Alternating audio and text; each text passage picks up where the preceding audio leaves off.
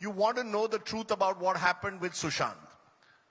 Because there were rumors flying around at the time that it wasn't suicide, it could be murder, and you wanted to know what happened to him. 3 years on, CBI hasn't moved a step forward in the inquiry, or at least not in the public domain. Do you still want to know the truth? And do you know the truth? What really happened to Sushant Singh Rajput? Why did a young man, seemingly destined for big things in Hindi cinema, commit suicide? You know what the truth is? The truth is that mental health is not understood in this country at all. We are taking strides, and I'm happy that the youth is now talking about it, and India is moving forward in understanding mental health. But when someone who's famous has a mental health condition, people don't understand. They are like, he has fame, he has success, why is he depressed? I don't understand. Because the fact of the matter is, people are working their entire lives struggling for what? Two things, fame and money. So when they have somebody who has fame and money, but one second, he's depressed, so main ye kyun kar raha hu, ya main ye kyun kar rahi hu?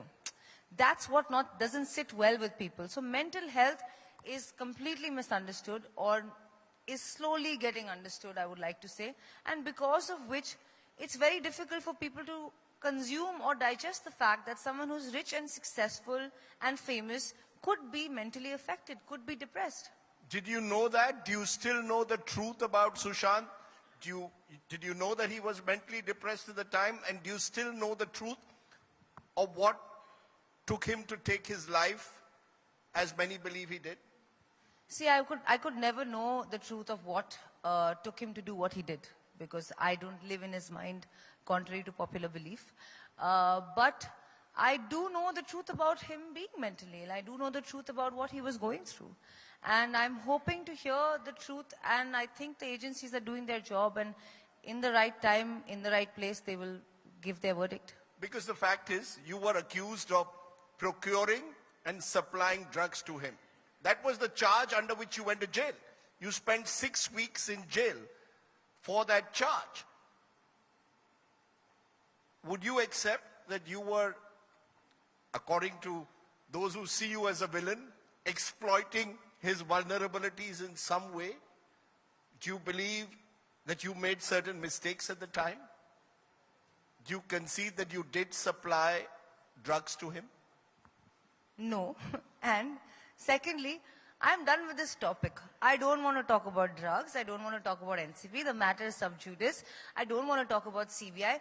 Let the agencies do their job, and let us do our job, which is you talk to me about my emotional state and how the hell did I get out of that and sit on this chair today to have this conversation with you. How about that? But the charge sheet is still there. Let's be clear, the charges are still there. Your passport is still impounded. There are lookout circulars that still exist. Your brother still is also battling it. He was also dragged into this. So it can't be that easy to say, let's not talk about it. It is still there somewhere in your life. The fact that you spent 6 weeks in jail, Baikala jail, accused of harboring and financing drug trafficking. See, about harboring, I'll have to ask Pablo Escobar. But I believe he's no longer amongst us.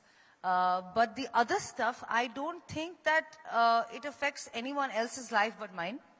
I do have lawyers, and we are fighting it in the court of law, and we will get our verdict in the right time, and I will accept whatever verdict the court gives me in my case or in anybody else's case, because I'm an Indian citizen, and why the hell should I not?